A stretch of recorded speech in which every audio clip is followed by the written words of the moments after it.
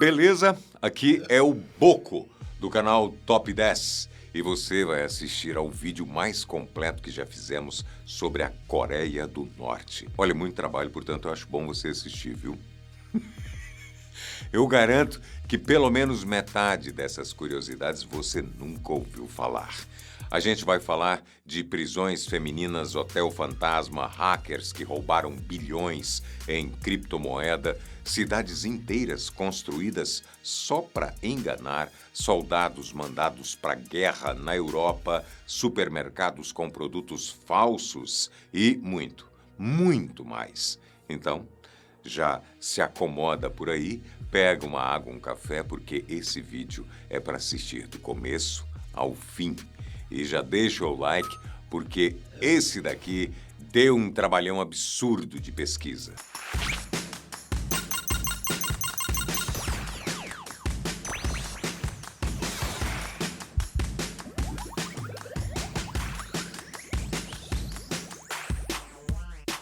O Hotel Fantasma de 105 andares. No centro de Pyongyang, existe um prédio que ninguém pode ignorar. O Ryugyong Hotel, com 330 metros de altura e 105 andares. É uma pirâmide de concreto que domina o horizonte da capital coreana. A construção começou em 1987, com a ambição de criar o hotel mais alto do mundo, uma resposta direta à Coreia do Sul, que tinha acabado de inaugurar um hotel recorde construído por uma empresa sul-coreana em Singapura. O projeto previa mais de 3.000 quartos e 5 restaurantes giratórios. O problema é que a União Soviética colapsou em 1991 e com ela foi embora o dinheiro. A construção parou em 92 e, por mais de uma década, o prédio ficou lá. Um esqueleto gigante de concreto, sem janelas, sem acabamento, com um guindaste enferrujado lá no topo. O governo proibiu guias turísticos de sequer mencionar o edifício. Em 2008, uma empresa egípcia retomou as obras e instalou painéis de vidro na fachada. Em 2018, um enorme painel de LED foi colocado numa das laterais para exibir propaganda. Mas até hoje, em pleno 2026, nenhum hóspede jamais dormiu ali. Em 2024, surgiram relatos de que o governo estaria procurando um investidor estrangeiro para operar um cassino no prédio. Até hoje, nada. O Ryugyong entrou no Guinness como o maior edifício desocupado do mundo. É literalmente o Hotel do Apocalipse. A cidade cenográfica na fronteira. Na zona desmilitarizada que separa as duas Coreias, existe uma vila chamada Gyeongdong, também conhecida como Vila da Paz. Pelo menos é isso que a Coreia do Norte diz. Na prática, observadores e analistas internacionais a chamam de Vila da Propaganda. Construída nos anos 50, logo após a Guerra da Coreia, ela foi projetada para parecer uma comunidade próspera quando vista do lado sul-coreano. Tem prédios coloridos, escola, hospital, creche, tudo bonito, tudo perfeito, tudo vazio. Observadores militares do Sul notaram que os prédios não têm vidro nas janelas, que as luzes acendem e apagam em horários programados por timers e que ninguém mora ali de verdade. De vez em quando, equipes de manutenção varrem as ruas para manter a ilusão. E se isso já não fosse estranho o suficiente, nos anos 80 começou a chamada Guerra dos Mastros. A Coreia do Sul ergueu um mastro de bandeira de quase 100 metros. A Coreia do Norte respondeu com um de 160 metros, que por anos foi o mais alto do mundo, hasteando a bandeira de 270 quilos. Além disso, alto-falantes gigantescos transmitiam propaganda por até 20 horas por dia. A Coreia do Sul retalhou tocando K-pop nas caixas de som do seu lado da fronteira. O pesadelo das prisões femininas. Se as prisões da Coreia do Norte já são brutais para qualquer pessoa, para as mulheres, a realidade é ainda mais sombria. Segundo um relatório de 2020 do Escritório de Direitos Humanos da ONU em Seul, baseado em 100 depoimentos de mulheres que conseguiram fugir do país, o que acontece lá dentro é sistemático e desumano. Muitas dessas mulheres foram presas simplesmente por tentar cruzar a fronteira com a China em busca de comida ou trabalho. Quando capturadas ou devolvidas pela China, elas são jogadas em centros de detenção chamados Jipkyuso e depois transferidas para campos de reeducação chamados Kyohwaso. As condições são desumanas. Relatos descrevem células de 15 metros quadrados com até 20 mulheres amontoadas. A comida é um punhado de milho por refeição. Algumas prisioneiras relataram comer restos de comida da água de lavar prato dos guardas. Espancamentos são rotina. A Human Rights Watch documentou que guardas, homens, vigiam as detidas, o que viola padrões internacionais, e que abusos e violência de gênero são praticados com total impunidade.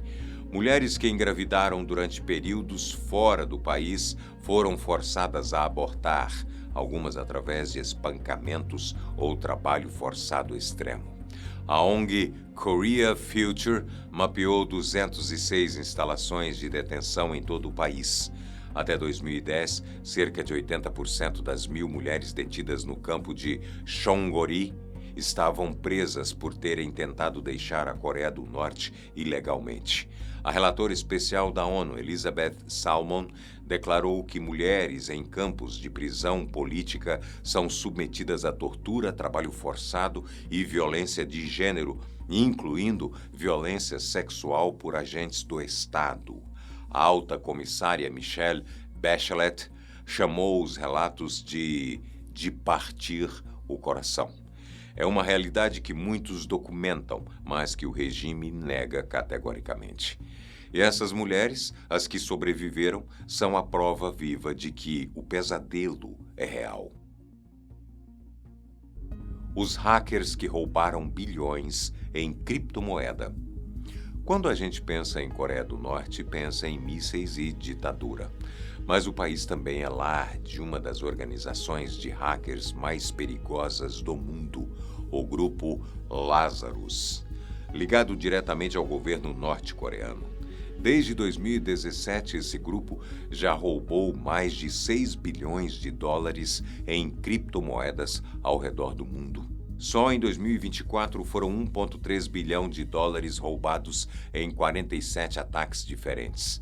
Mas o recorde absoluto veio em fevereiro de 2025, quando o Lazarus invadiu a exchange de criptomoedas Bybit, com sede em Dubai, e desviou 1,5 bilhão de dólares em Ethereum, numa única operação. Foi o maior roubo de criptomoeda da história. Em 48 horas, já tinham lavado 160 milhões de dólares através de mixers e protocolos descentralizados. O FBI confirmou a autoria. Segundo a ONU, o dinheiro roubado financia diretamente o programa nuclear e de mísseis balísticos da Coreia do Norte. Estima-se que os roubos de criptomoeda representam cerca de 13% do PIB do país. Ou seja, hackear é praticamente uma indústria nacional.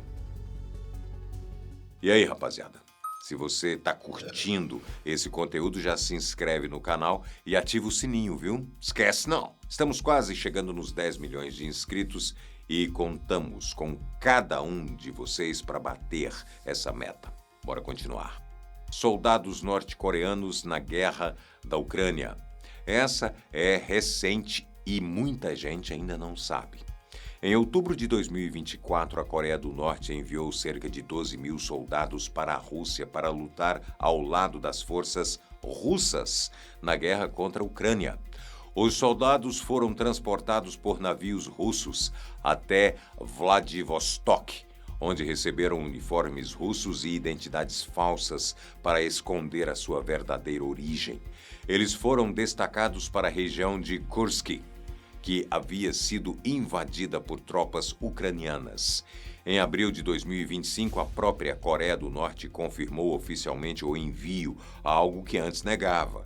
Kim Jong-un declarou que seus soldados estavam lá para aniquilar os neonazistas ucranianos. Segundo estimativas do Reino Unido, mais de 6.000 soldados norte-coreanos foram mortos ou feridos. Em troca do envio de tropas, a Coreia do Norte está recebendo tecnologia militar avançada da Rússia, incluindo know-how sobre drones, mísseis e sistemas antiaéreos. Em julho de 2025, Pyongyang já havia enviado também mais de 12 milhões de projéteis de artilharia e pelo menos 100 mísseis balísticos para a Rússia. A Coreia do Norte está usando a guerra da Europa para modernizar o próprio exército em tempo real. Os supermercados fictícios. Quando turistas visitam Pyongyang, o governo se esforça para criar uma imagem de abundância e modernidade. Uma das estratégias mais bizarras é a criação de lojas e supermercados encenados. Uma jornalista sueca chamada Caroline Salzinger visitou a famosa loja de departamentos número 1 de Pyongyang e descreveu uma cena surreal. Quando chegou, a loja estava fechada. Um dos guias correu para abrir as portas, enquanto o outro tentava distraí-la. Quando entraram, passantes foram recrutados às pressas para fingirem ser compradores. A escada rolante só foi ligada naquele momento. Quando Salzinger conseguiu comprar algo, a caixa ficou confusa e não sabia como processar a venda. Um diplomata ocidental monitorou a mesma loja por 1 hora e não viu nenhuma pessoa sair com compras. É o que especialistas chamam de tática Vila Potemkin. Fachadas projetadas para impressionar visitantes estrangeiros enquanto a população real enfrenta escassez crônica. Segundo a FAO, cerca de 40% da população norte-coreana enfrentava insegurança alimentar em 2021. O maior estádio do mundo, que quase ninguém usa. O estádio Hongrado 1º de Maio, em Pyongyang, é oficialmente o maior estádio do mundo em capacidade de assentos, 114 mil lugares. Ele foi construído em 89, quando a Coreia do Norte competia com a Coreia do Sul, que havia sediado as Olimpíadas de Seul em 88. O estádio tem 16 arcos que formam uma pétala de flor e ocupa uma área total de 207 mil metros quadrados.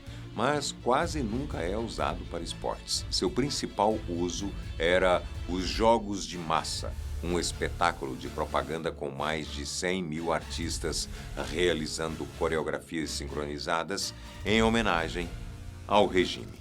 Fora disso, relatos indicam que o estádio já foi palco de execuções públicas. Pensa só, o mesmo lugar que recebe shows de glorificação ao governo também serviu para eliminar opositores diante de multidões forçadas a assistir. A internet inteira do país tem menos de 30 sites. A gente já falou em vídeos anteriores sobre a internet controlada da Coreia do Norte, mas tem um detalhe que pouca gente sabe. Em 2016, um erro de configuração no servidor DNS do país revelou acidentalmente toda a internet norte-coreana. O resultado? Apenas 28 sites. Isso mesmo. A internet inteira do país cabia numa lista menor que o cardápio de um restaurante que você escolher.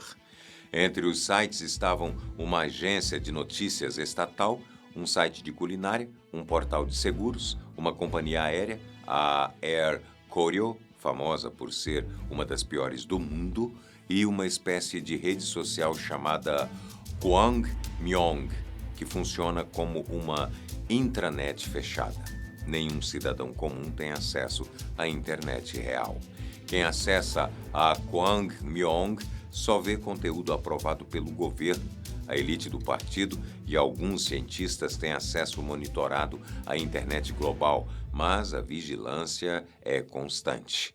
Enquanto isso, aqui fora só o YouTube tem bilhões de páginas. O mito da maconha livre. Existe uma lenda urbana que circula na internet há anos dizendo que maconha é legal na Coreia do Norte. Tudo começou em 2013, quando um blogueiro visitou Rason, uma zona econômica especial perto da fronteira com a Rússia, e encontrou bancas vendendo montes de uma planta verde. Ele comprou sacos cheios por menos de $1 e publicou que cannabis era livre no país. A história viralizou. O Vice News até publicou que a Coreia do Norte era um paraíso dos fumantes de maconha, mas a realidade é bem diferente. O que se vende nesses mercados é cânhamo industrial, sem THC, usado como substituto barato de tabaco. Especialistas como Troy Collins, da Young Pioneer Tours, confirmaram que a planta é chamada de Ipdambai, um fumo de ervas que não te deixa chapado por mais que você fume. O embaixador sueco na Coreia do Norte disse em 2017 que não deve haver dúvida de que drogas, incluindo maconha, são ilegais aqui. A legislação norte-coreana de 2005 classifica cannabis junto com heroína e cocaína. Então não acredite em tudo que você vê na internet. O sequestro de cineastas sul-coreanos. Em 1978, o ditador Kim Jong-il, que era um fanático por cinema, ordenou o sequestro do renomado diretor sul-coreano Shin Sang-ok e sua esposa, a atriz Choi Yoon-hee. O motivo?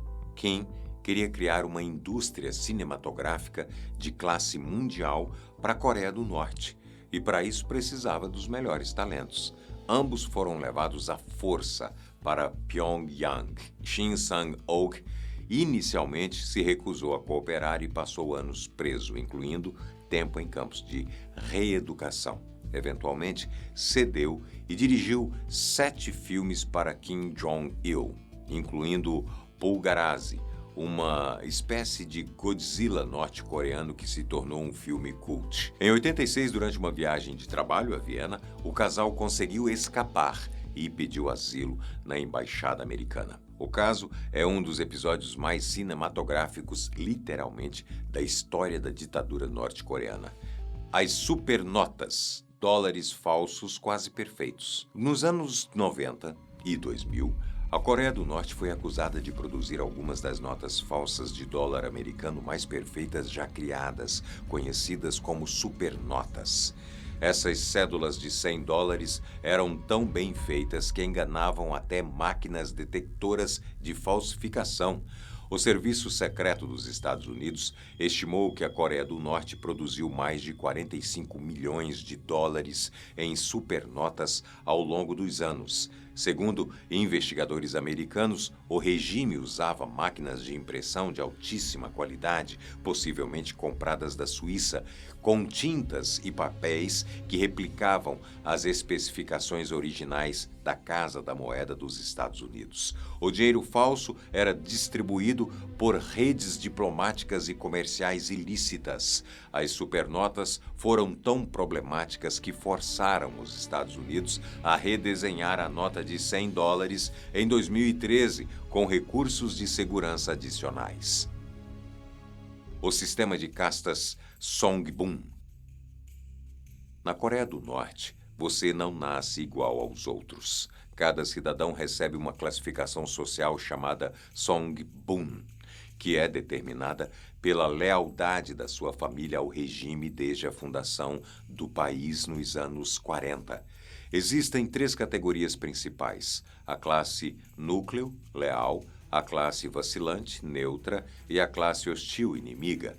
Essa classificação define absolutamente tudo na sua vida. Onde você pode morar, que tipo de emprego pode ter, quanto alimento recebe e se seus filhos podem estudar em boas escolas e se você tem permissão para viver em Pyongyang. Se o seu avô fez algo contra o regime décadas atrás, você nasce marcado. E não existe mobilidade social. Estima-se que cerca de 28% da população está na classe hostil, condenada a viver nas piores condições do país. Mesmo que você seja um cidadão modelo, se o seu Songban é baixo, sua vida já está traçada. É um sistema de castas similar ao que existia na Índia, mas aplicado com rigidez de uma ditadura totalitária. O metrô mais profundo do mundo. O metrô de Pyongyang não é apenas um sistema de transporte, é uma fortaleza subterrânea, com estações que chegam a mais de 110 metros de profundidade. É um dos mais profundos do mundo. Mas o motivo não é engenharia ou geologia. As estações foram projetadas para funcionar como abrigos nucleares em caso de ataque. As estações são decoradas com lustres enormes, mosaicos de propaganda e bustos dos líderes como se fossem palácios subterrâneos. O sistema tem apenas 2 linhas e 16 estações, e turistas só podem visitar 2 delas, sempre acompanhados por guias. Curiosamente, os trens usados são antigos vagões do metrô de Berlim comprados após a reunificação da Alemanha. Então, sim, quando você anda no metrô de Pyongyang, está andando em pedaços da Guerra Fria Europeia. As mentiras oficiais sobre Kim Jong-il. A propaganda norte-coreana ao redor dos líderes Kim é lendária, mas as afirmações oficiais sobre Kim Jong-il, o pai do atual ditador, vão além do ridículo. A biografia oficial afirma que ele nasceu sob um arco-íris duplo no Monte Paektu, a montanha mais sagrada da Coreia, com uma nova estrela surgindo no céu no momento do parto. Historiadores, claro, acreditam que ele nasceu num campo militar na Rússia. A propaganda também dizia que Kim Jong-il aprendeu a andar com 3 semanas de vida, que escreveu 1.500 livros durante os anos de universidade e que fez 11 buracos em um na primeira vez que jogou golfe, e que seu corpo não produzia fezes porque ele convertia toda a comida em energia. Quando ele morreu em 2011, a mídia estatal reportou que uma tempestade de neve fez o céu brilhar vermelho, que o gelo de um lago sagrado rachou com um estrondo e que pássaros circularam a sua estátua em luto. Pode parecer piada, mas para milhões de norte-coreanos, essas verdades são inquestionáveis. Piadinha sem graça, né? Kim Jong-un e a obsessão por queijo suíço. Kim Jong-un passou parte da adolescência estudando numa escola particular em Berna, na Suíça, sob identidade falsa. Lá ele desenvolveu gostos muito específicos: basquete da NBA, filmes de Hollywood e, especialmente, queijo. Não qualquer queijo. Emmental suíço. Após retornar à Coreia do Norte e assumir o poder, Kim teria tentado importar grandes quantidades de Emmental diretamente da Suíça. Segundo relatos, ele chegou a enviar emissários para fazer cursos da fabricação de queijo na França, com o objetivo de produzir Emmental na própria Coreia do Norte. Tudo isso enquanto milhões de norte-coreanos passam fome. A obsessão por queijo pode parecer cômica, mas é um reflexo brutal da desigualdade.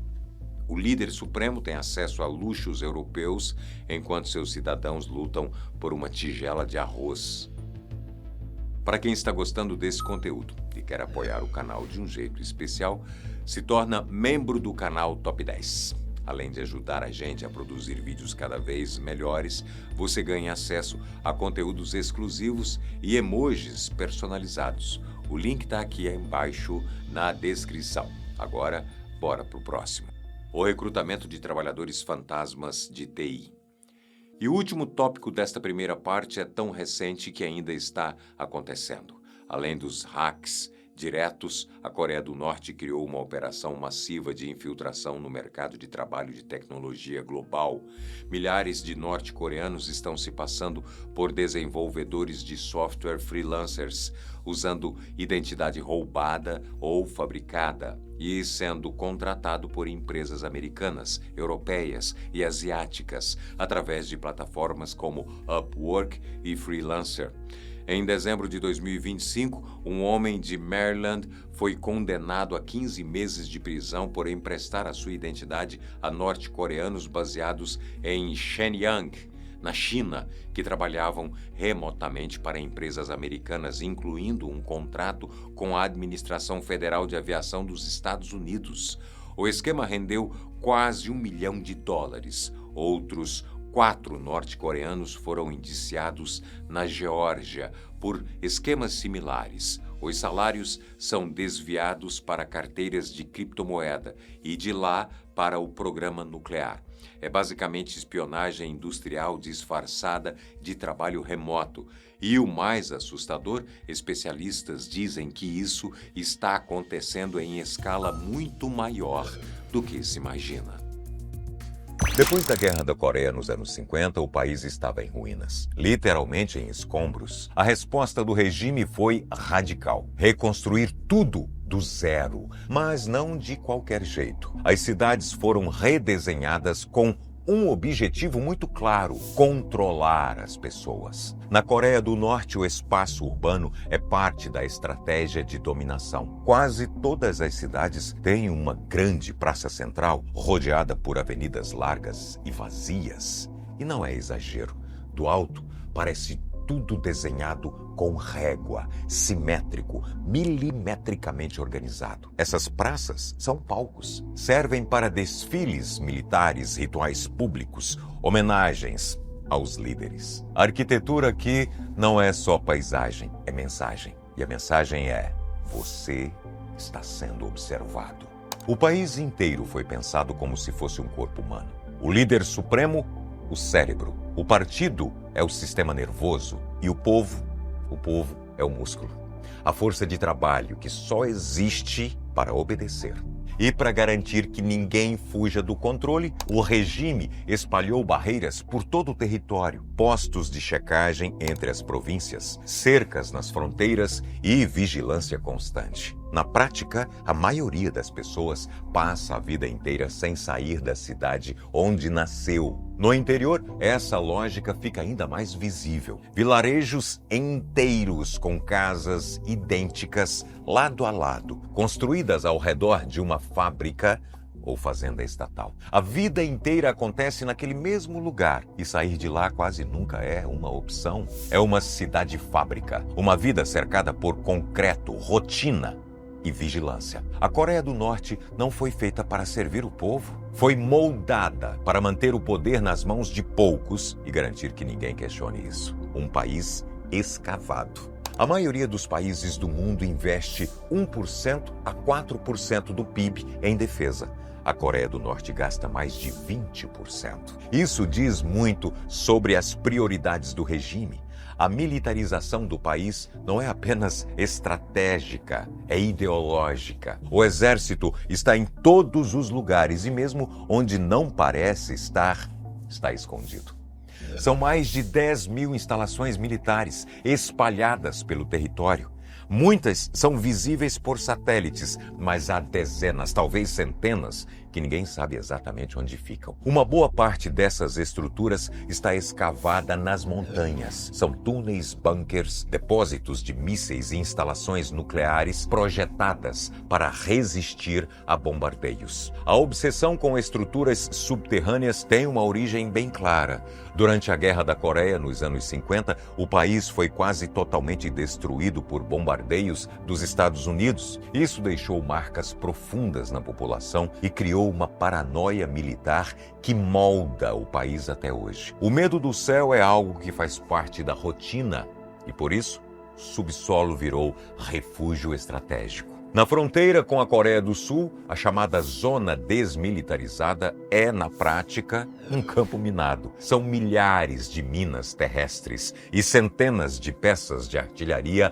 apontadas diretamente para Seul. Em caso de conflito, estima-se que a Coreia do Norte seria capaz de lançar até 10.000 projéteis por minuto. Uma ofensiva devastadora que sustentaria a ameaça constante de transformar a capital sul-coreana em um mar de fogo. Além disso, existem túneis secretos escavados sob a fronteira, prontos para mover tropas rapidamente em caso de invasão. Alguns desses túneis já foram descobertos e é possível visitá-los hoje em tours organizados pela Coreia do Sul, mas muitos outros seguem ativos, longe dos olhos do mundo.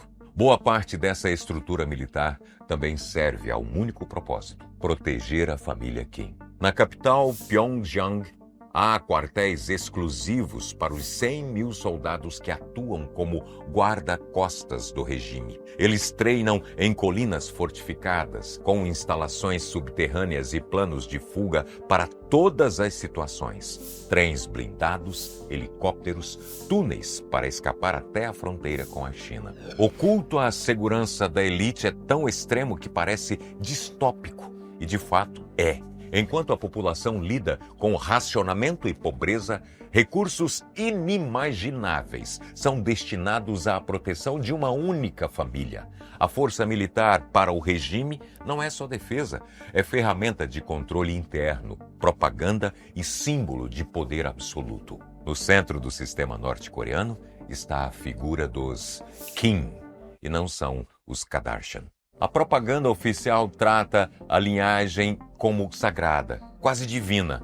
Mas, na prática, o que existe é uma estrutura gigantesca, construída para garantir que essa família nunca perca o poder e, principalmente, que nunca esteja em perigo. Boa parte das Forças Armadas está voltada não para proteger o país, mas para proteger os Kim. Estima-se que existem cerca de 100.000 soldados dedicados exclusivamente à segurança pessoal do ditador e de seus parentes. Eles vivem em quartéis especiais, espalhados por colinas ao redor da capital, em locais estrategicamente conectados por túneis subterrâneos. Esses túneis fazem parte de um sistema de planos de fuga altamente elaborado. Em caso de invasão, Kim Jong-un pode escapar por trem blindado, helicóptero ou até mesmo por túneis secretos que cruzam a fronteira até a China. Existem até rumores de uma rede de rotas de emergência com abrigos antinucleares, túneis camuflados e saídas escondidas em montanhas. Existe até uma ilha de trem exclusiva para a família Kim, com vagões blindados que viajam a apenas 60 km por hora. Apesar da lentidão, esses trens são verdadeiros bunkers sob trilhos, com salas de conferência, cozinhas completas e até estações de comunicação via satélite. Essas estruturas não aparecem em discursos nem em mapas oficiais, mas imagens de satélite revelam detalhes que confirmam parte dessas teorias. Por exemplo, colinas artificiais com entradas camufladas, pavilhões vazios perto de pistas de pouso e movimentações militares em áreas que, oficialmente, nem sequer existem. Enquanto isso, o contraste com a vida da população é gritante e chega a ser leviano. Em zonas rurais, as pessoas enfrentam falta de comida, falta de aquecimento no inverno e jornadas exaustivas de trabalho. Mas para os Kim, sobram mansões, praia privativa, palácios e trilhos exclusivos para trens de fuga. Tudo protegido por muros, soldados e sistemas de defesa aérea. Na Coreia do Norte, a proteção da elite não é apenas uma prioridade, é uma obsessão. E essa obsessão consome recursos, energia e vidas inteiras. O regime não esconde isso. Muito pelo contrário, transforma essa vigilância em símbolo de força, como se proteger os Kim fosse sinônimo de proteger o país. Entre as imagens mais perturbadoras da Coreia do Norte estão os chamados campos de reeducação. Apesar do nome, são verdadeiros complexos de punição. onde pessoas vivem sob vigilância extrema e condições desumanas. Quem vai parar lá? Qualquer pessoa que se opõe ao regime, que comete crimes ideológicos ou que tem o azar de pertencer à família errada. Estima-se que existam cerca de 700 instalações penais espalhadas pelo país. Algumas são pequenas prisões locais, mas outras funcionam como campos de concentração modernos. Alguns desses campos abrigam até 50 mil pessoas, homens, mulheres e sim, até crianças. Muitas nasceram ali e nunca conheceram o mundo fora dos muros. O trabalho forçado é parte da rotina. Adultos e adolescentes são obrigados a trabalhar de 10 a 12 horas por dia em minas de carvão, fábricas, plantações ou produção de tijolos. Crianças começam a trabalhar por volta dos 4 ou 6 anos de idade. Não recebem salário, quase não têm acesso à alimentação decente e vivem em estado constante de exaustão. As punições são severas. Qualquer sinal de desobediência pode levar à solitária, à tortura ou até à morte. Muitos relatos apontam para execuções públicas e castigos coletivos como forma de reforçar o medo entre os presos. Mesmo dentro dos campos, o regime mantém uma estética das cidades norte-coreanas. Existe uma praça central, murais com os rostos dos líderes e até escolas para reforçar a doutrinação. É como se cada campo fosse uma miniatura distorcida da estrutura nacional. O mais chocante é que, oficialmente, esses campos não existem. O governo nega sua existência com todas as letras, mas imagens de satélite, relatos de desertores e investigações internacionais desmontam essa versão. Os mapas mostram cercas cortando florestas, postos de guarda isolados no meio das montanhas e estruturas industriais associadas ao trabalho forçado. A ONU já classificou o sistema penal norte-americano como um dos maiores abusos de direitos humanos do mundo moderno. Ainda assim, esses campos seguem ativos, funcionando como uma engrenagem silenciosa por trás da aparência ordenada do país. Enquanto a propaganda exibe palácios e toboáguas, milhares de pessoas seguem invisíveis, presas por gerações sob a acusação de pensar errado. Alguns desertores relatam que existe uma hierarquia até mesmo entre os prisioneiros. Quem demonstra comportamento exemplar pode ser transferido para campos menos severos, onde as condições ainda são precárias, mas ligeiramente melhores. Já os considerados irrecuperáveis são enviados para zonas de trabalho extremo, onde a expectativa de vida é brutalmente curta. A Coreia do Norte se define como uma economia autossuficiente, baseada no socialismo e no controle estatal. Mas na prática, boa parte do país sobrevive graças a algo que o regime finge que não existe: o mercado informal. Essa economia paralela começou a ganhar força nos anos 90, durante um dos períodos mais sombrios da história norte-coreana. Com o colapso da União Soviética, que era o principal parceiro comercial e fonte de ajuda humanitária, o país mergulhou numa crise severa. Faltava comida, combustível, medicamentos. A fome se espalhou e matou centenas de milhares de pessoas. Sem apoio do governo, as pessoas começaram a se virar. Vender arroz, trocar mercadorias, contrabandear produtos da China. O mercado clandestino virou a única forma de sobreviver. Com o tempo, ele cresceu tanto que não pôde mais ser ignorado. Hoje, esse sistema informal se espalha por todas as regiões. Mercados improvisados reúnem centenas de comerciantes, incluindo muitas mulheres que sustentam as famílias com o que conseguem vender. São chamadas de jangmadang, as jumás, e são peças centrais dessa engrenagem silenciosa. Esses mercados oferecem de tudo: comida, roupas, eletrônicos, remédios e até cosméticos. A maior parte vem da China, contrabandeada por caminhões, navios ou até a pé, cruzando discretamente a fronteira. Às vezes, empresas legalizadas também aproveitam o transporte para trazer produtos extras, escondidos junto à carga regular. Apesar de oficialmente proibido, o regime permite que esses mercados funcionem, desde que não ameacem o controle estatal. De vez em quando, o governo aperta o cerco, cobra taxas, desmantela bancas ou prende comerciantes, mas nunca fecha de vez porque, no fundo, sabe que precisa deles. Kim Jong-un, diferente de seus antecessores, passou a tolerar essa economia. Muito provavelmente por estratégia, porque o sistema centralizado simplesmente não dá conta de alimentar a população e essa rede paralela se tornou essencial para evitar o colapso. O mais irônico é que num país que se diz anticapitalista, os mercados informais se tornaram um reflexo direto das falhas do próprio regime. Por trás do discurso de autossuficiência, o que se vê é uma população inteira se virando literalmente como pode, fora do alcance do regime. O mercado informal se espalhou tanto que algumas regiões desenvolveram um vocabulário próprio, misturando expressões do norte coreano com palavras chinesas. É uma espécie de língua do mercado, usada para despistar os fiscais e negociar em códigos. Essa linguagem paralela se tornou mais uma forma de resistência silenciosa e de conexão entre pessoas que vivem sob vigilância constante. É nas cidades afastadas, longe das câmeras e da propaganda, que a Coreia do Norte revela uma face menos ensaiada e muito mais real. Fora da capital, a Coreia do Norte é um país feito de cidades apagadas. Algumas são centros industriais, com grandes fábricas de tecido, aço ou produtos químicos. Em muitas delas, as pessoas vivem trabalhando no mesmo lugar como se o vilarejo fosse uma extensão da fábrica.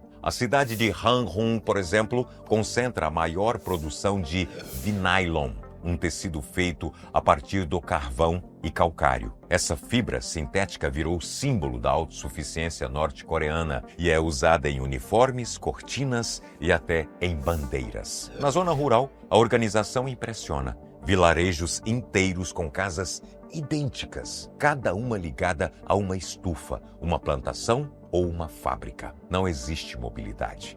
Quem nasce ali, trabalha ali e vive sob o mesmo teto a vida inteira. Muitos desses lugares surgiram do nada, erguidos em questão de meses, com mão de obra jovem trabalhando de sol a sol em troca de pontos com o regime. Tudo é pensado para manter a ordem e cumprir metas estatais, mesmo que o conforto e a qualidade de vida fiquem em segundo plano. A vida fora dos holofotes da capital é dura, silenciosa e cuidadosamente ignorada pelo discurso oficial. Enquanto o interior vive no limite, Pyongyang mostra o outro extremo da Coreia do Norte. Por lá, tudo parece mais moderno, mais limpo, mais estável. Mas essa aparência não é coincidência, é parte do plano. Pyongyang foi construída para impressionar. A cidade é organizada, cheia de avenidas largas, monumentos gigantescos e prédios que imitam o estilo soviético. Do alto, parece uma capital moderna. De perto, as coisas mudam, e muito. Boa parte dos prédios está vazia. Os ônibus circulam com poucos passageiros. Parques aquáticos e praças parecem maquetes, sempre limpas e sempre desertas. É como se a cidade tivesse sido montada para ser fotografada, não vivida. Existem relatos de que durante grandes eventos oficiais, o governo transporta cidadãos das zonas rurais para a capital, apenas para preencher os espaços. Essas pessoas recebem roupas melhores, instruções de comportamento e depois da cerimônia voltam para as suas regiões. É como se a cidade se tornasse um cenário de teatro com figurantes e plateia sob rígido controle. Só quem pertence à elite tem o direito de morar na capital. Isso é definido por um sistema chamado Songbun, que classifica os cidadãos com base em sua lealdade ao regime. Se você faz parte da classe central, vive na capital. Se não, nem pensar. Mesmo assim, Pyongyang tem seus símbolos. Um metrô profundo, igrejas restauradas para agradar parceiros internacionais, estádios e prédios com design curvilíneo marca pessoal de Kim Jong-un. Tudo ali serve a um propósito: mostrar ao mundo que o país é forte, moderno e organizado. Quem vê de fora nem sempre percebe que por trás da fachada há um palco montado e um povo excluído dessa plateia. E por mais que o regime tente controlar a narrativa com prédios imponentes, desfiles, slogans, existem coisas que não cabem em nenhuma propaganda. Porque, no fim das contas, a Coreia do Norte também é feita de gente. Mesmo sob vigilância, mesmo com censura, as pessoas seguem vivendo.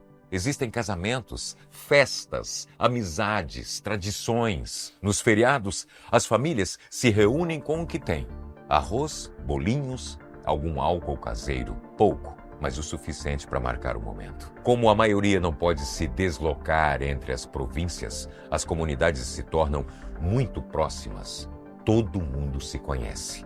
Isso cria laços fortes de apoio e sobrevivência. Nas escolas, crianças aprendem a cultuar os líderes desde cedo, mas também jogam, cantam, sonham.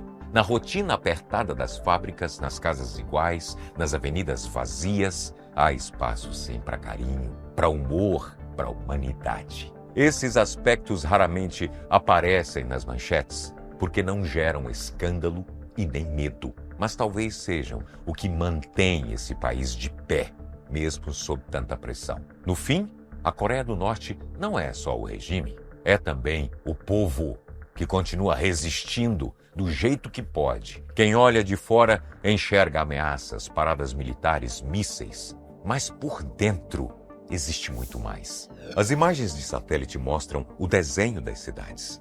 Os dados revelam os gastos com o exército. As reportagens falam do medo e da rigidez, mas nada disso dá conta de explicar o que é viver ali todo santo dia. Por trás da propaganda e da repressão existe e resiste humanidade. Um desejo universal de viver com dignidade, de encontrar alegria, de pertencer. E talvez essa seja a parte mais difícil de enxergar. Não porque está escondida, mas porque o mundo se acostumou a não olhar. O que torna tudo ainda mais complexo é que muitos norte-coreanos não sonham em fugir. Para boa parte da população, o mundo exterior é apenas um mito, algo distante, hostil e até perigoso. A propaganda é tão profunda que muitas vezes o maior desejo das pessoas não é escapar, mas apenas viver em paz, dentro do que conhecem, como sendo normal. Execução pública. Quem vai à Coreia do Norte costuma dizer que o país parece que parou no tempo. Das roupas aos costumes, das casas às próprias pessoas. A verdade é que quem chega por lá se sente em um filme daqueles bem antigos. Para você ter uma ideia, uma das principais punições do país é uma prática que já foi abolida no Brasil há mais de 130 anos, a execução pública. Essa punição só acontece em casos de crimes graves, mas o problema é que o que é considerado grave na Coreia do Norte é bem diferente do que é grave aqui no Brasil ou em outros países do mundo. Por lá, a deserção, a conspiração contra o governo ou até mesmo ouvir música internacional pode ser o suficiente para ser executado em praça pública. O objetivo é fazer com que a morte do criminoso sirva de exemplo do que não deve ser feito, o que se torna um forte instrumento de controle social para intimidar as pessoas. Por incrível que pareça, o governo norte-coreano não costuma divulgar a prática da execução pública. Não está nem mesmo no Código Penal do país. Por isso, é difícil saber quantas vezes a execução pública já aconteceu por lá. A maioria das provas, assim como quase todas as notícias que vêm de lá, é baseada nos relatos de quem conseguiu fugir e das organizações internacionais que monitoram os direitos humanos. Tudo isso torna os detalhes exatos e as estatísticas difíceis de você verificar. No início de 2024, o Ministério da Unificação da Coreia do Sul divulgou um relatório sobre os direitos humanos na Coreia do Norte. O documento traz o relato de 649 desertores norte-coreanos e foram essas testemunhas que revelaram um dos casos mais recentes de execução pública na Coreia do Norte. O caso de um jovem de 22 anos que foi condenado simplesmente por ver e compartilhar músicas e filmes sul-coreanos. Em 2019, um outro relatório também feito com base nas histórias de centenas de desertores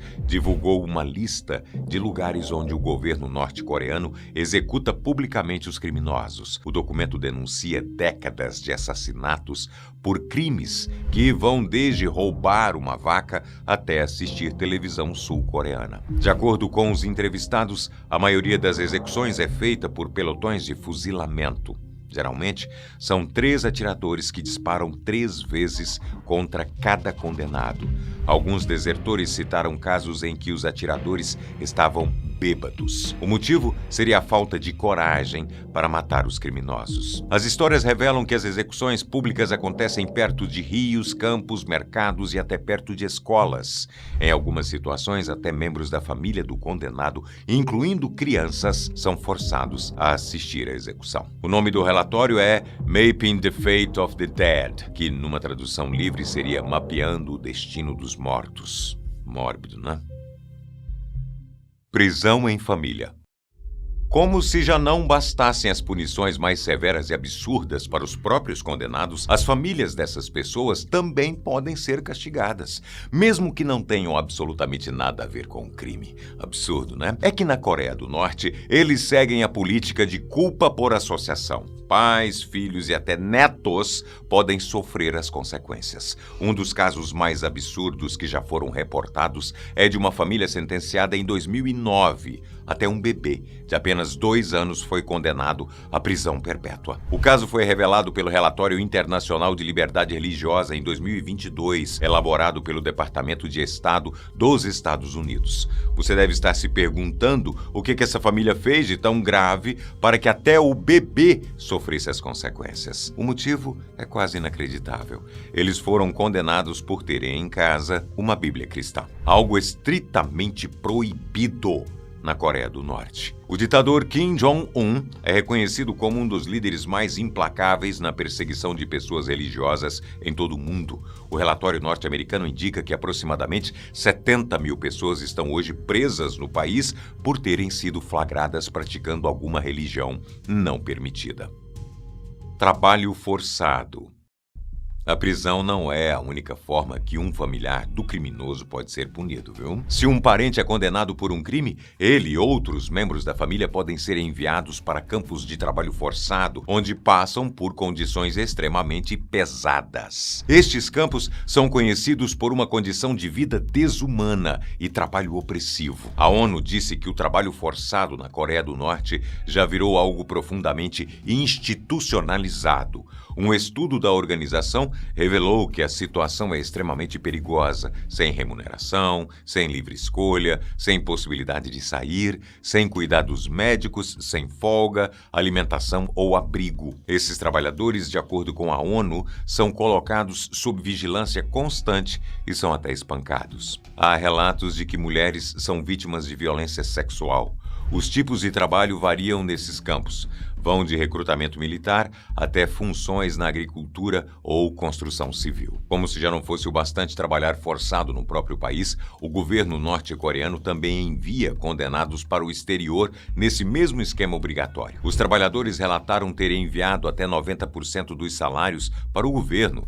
Os campos de trabalho forçado, também conhecidos como gulags, são projetados para desgastar física e psicologicamente os prisioneiros. As autoridades usam os campos não só para punir, mas também para intimidar e silenciar qualquer forma de desobediência. Mas quem são os criminosos enviados para esses campos de concentração? Os relatos são de que todos os tipos de pessoas podem ir para os gulags. Desertores, críticos do governo, cristãos e até norte-coreanos vindos do Japão, um dos principais inimigos da Coreia do Norte. E não podemos esquecer de quem consome cultura sul-coreana. Ouvir música?